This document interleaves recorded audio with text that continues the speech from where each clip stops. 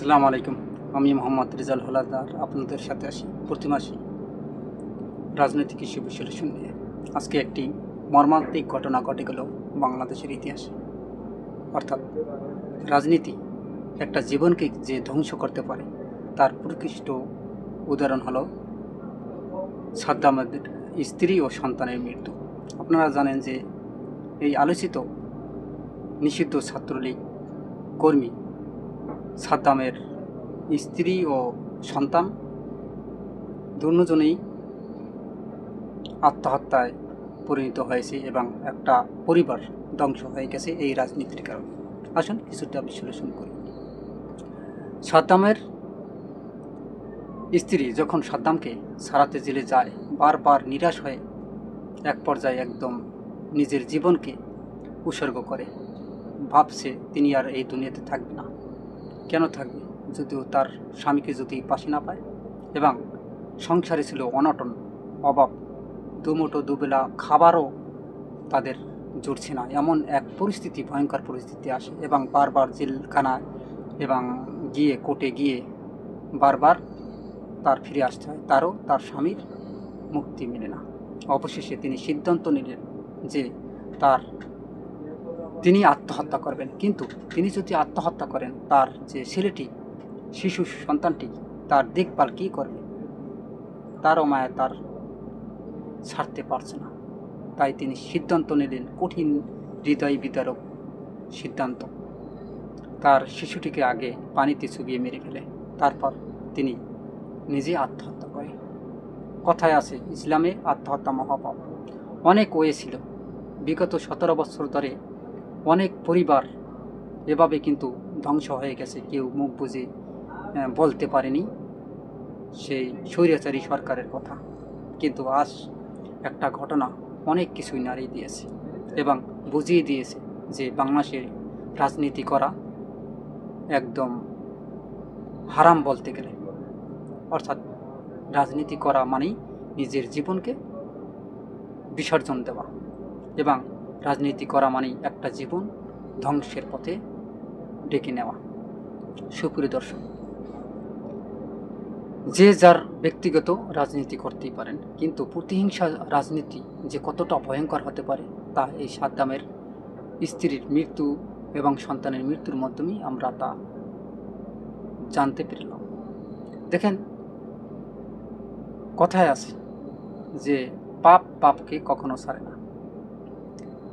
আজকে আমরা এই অনেক বড় বড় যারা আওয়ামী লীগের নেতা কর্মীরা আছে, তারা কিন্তু বিদেশে চলে গেছে, হাজার হাজার কোটি টাকা লোপাট করে বিদেশে আরাম আয়েশ করতেছে।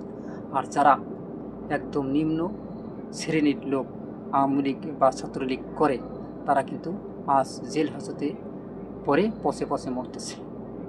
তার ভিতরে একজন সাদ্দাম। শেজাত হাসান যখন জন্ম নিয়েছে তখন তার বাবা জেলখানায়, সাদ্দাম তখন জেলখানায়। বাবার আদর সোহাগ ছাড়াই তার কেটে গেল 9 মাস। হয়তো শেজাতের মা কানিজ সুবর্ণা অপেক্ষায় ছিলেন তার সন্তানের বাবা একদিন জেলখানা থেকে ফিরবে, সন্তানকে বুকে জড়িয়ে কপালে চুমু খাবে, হাত ধরে হাঁটা শেখাবে।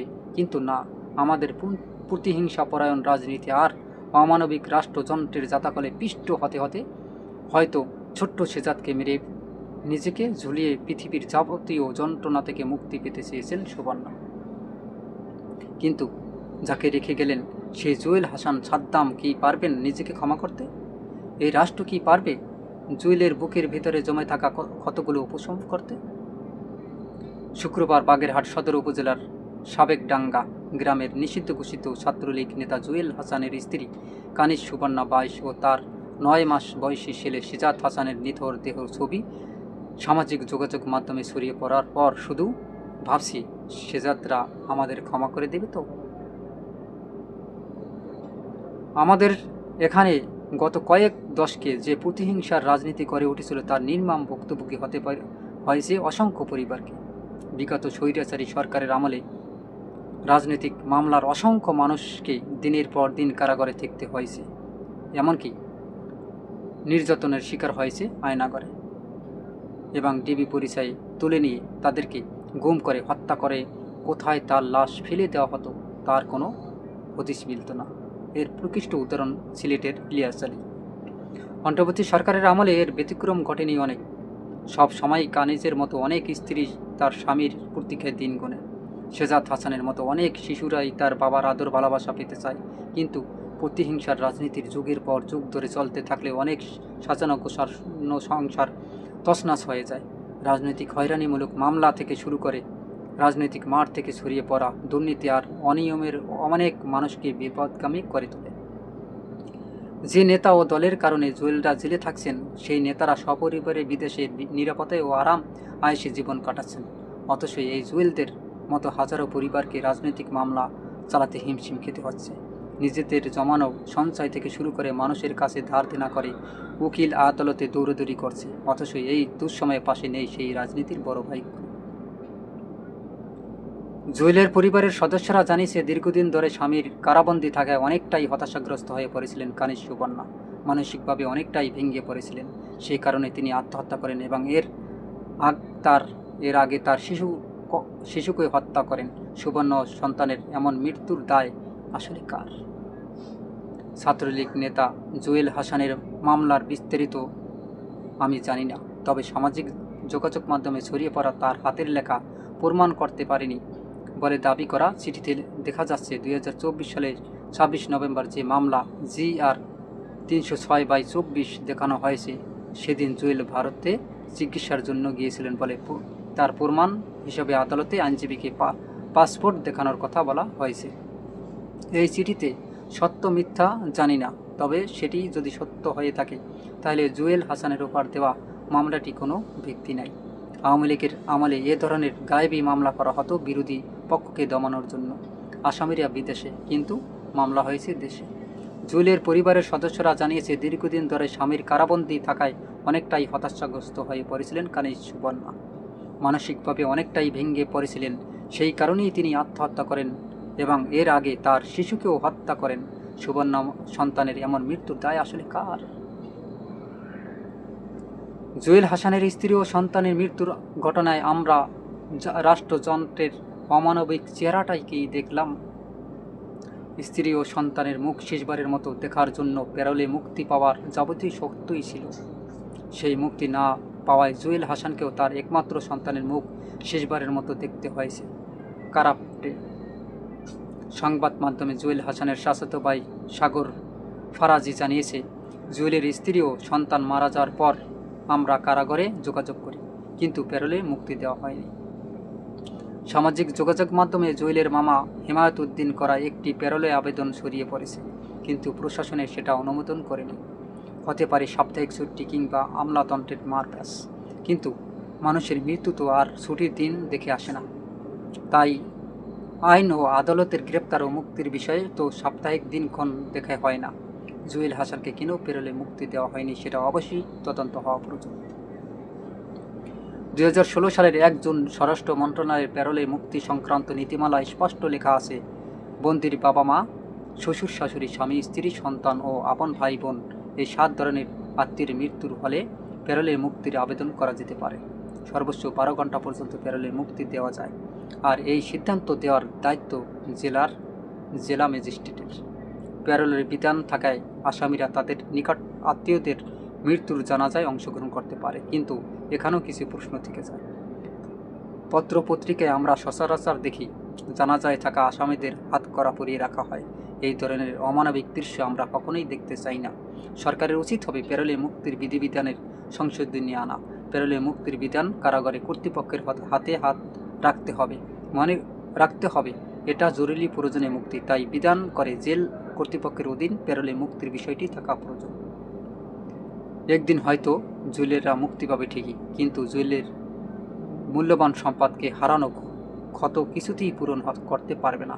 আমরা একটা মানবিক ও ন্যায়ভিত্তিক বাংলাদেশ গড়ার স্বপ্ন দেখি, যে বাংলাদেশে প্রতিটি শিশু থাকবে নিরাপদ। এটা করতে ব্যর্থ হলে বাংলাদেশ নিয়ে যতই সংস্কার হোক, যতই আইন হোক, আমরা বেশি দূরে এগিয়ে যেতে পারবো না।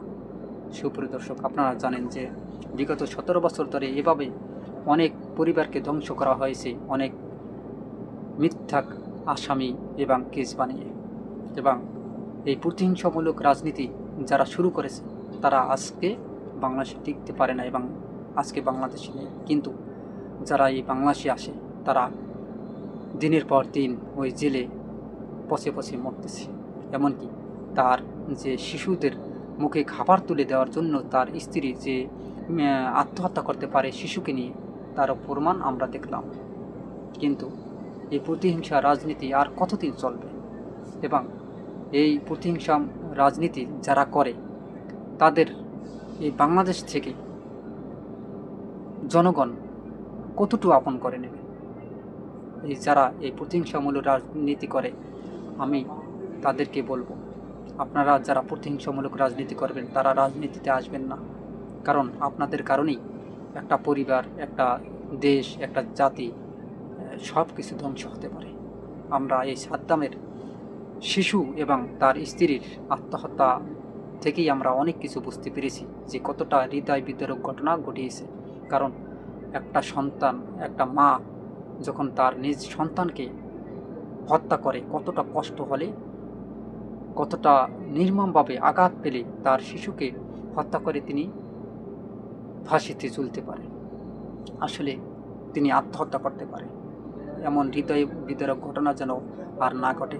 এর কারণ আমরা জানি যে বিগত 17 বছর ধরে অনেক নিরপরাধ মানুষকে আয়নাঘরে টর্চার করা হতো, ডিবি পরিচয়ে, তারপর তাদেরকে নিয়ে গুম করে খুন করে তাদের লাশ কোথায় ফেলে দেওয়া হতো তার কোনো হদিশ মিলত না।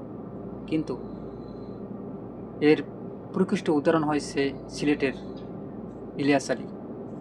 আজ পর্যন্ত তার লাশের হদিশ মিলেনি এবং মিথ্যা কেস দিয়ে অনেক মানুষকে হয়রানি করা হতো এবং দিনের পর দিন জেলে, বছরের পর বছর রাখা হতো জেলে। আজকে ভাগ্যের কি নির্মম পরিহাস, তারাই বাংলাদেশে আজ থাকতে পারলো না। আসলে তাহলে এই প্রতিহিংসামূলক রাজনীতি করে লাভ হলো কি?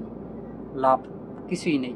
তবে হ্যাঁ, যারা এই রাজনীতির সাথে জড়িত ছিল, নোংরা রাজনীতির সাথে, তাদের যারা উচ্চ পর্যায়ের লোক তারা বিদেশে চলে গিয়ে আরামায়েশ করছেন, আর যারা নিম্ন পর্যায়ের লোক তারা জেলে আজ পচে মরতেছেন। এমনকি তার স্ত্রী সন্তান মারা যাওয়ার পরও তার জানাজায় অংশগ্রহণ করতে পারছে না। সুপ্রিয় দর্শক, এই প্রতিহিংসামূলক রাজনীতি কেউ করবেন না। সবাই এই রাজনীতিকে ঘৃণা করুন এবং যতদিন পর্যন্ত এই প্রতিহিংসামূলক রাজনীতি বাংলাদেশ থেকে চিরতরে বিদায় না নেবে ততদিন পর্যন্ত আপনারা কেউ এই রাজনীতিতে অংশগ্রহণ করবেন না। তাহলে হয়তো বা আপনার জীবনটাও এভাবে ওই সাদ্দামের মতো হতে পারে। সুপ্রিয় দর্শক, এরকম নতুন নতুন ভিডিও পেতে RS বাংলা নিউজ 24-কে সাবস্ক্রাইব করুন, লাইক ও শেয়ার দিয়ে সবাইকে দেখার সুযোগ করে দিন। আজ পর্যন্তই। আসসালামু আলাইকুম রহমতুল্লাহি ওয়া বারাকাতুহু।